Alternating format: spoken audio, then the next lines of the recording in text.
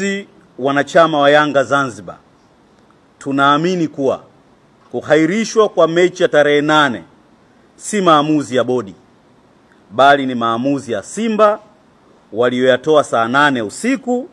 Hivyo bodi na TFF wanaendeshwa kwa matakwa ya Simba, kitu ambacho ni hatari kwa mpira wetu. 2.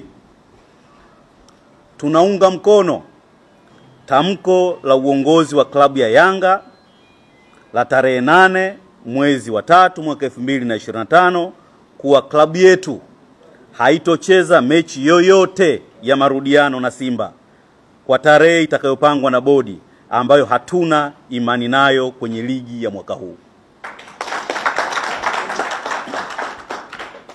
3.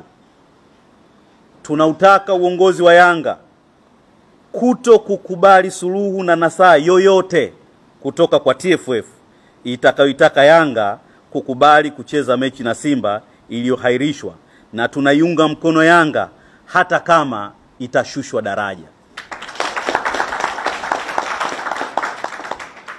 4.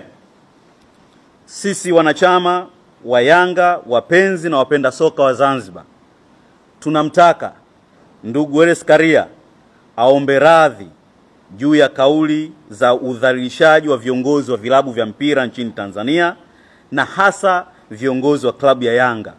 Viongozi hawa wa vilabu wanaziendesha hizi timu katika mazingira mazito na wanatumia muda na akili nyingi sana ili kuyaona mafanikio anayojinasibu nayo leo.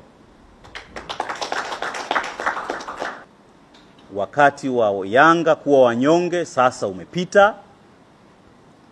Yanga ni miongoni mwa taasisi chache zenye historia kubwa, si tu na mpira wa nchi hii, bali historia ya ukombozi wa nchi hii. Hivyo si timu ya kuibeza wala kuichukulia mzaha wala kuikejeli.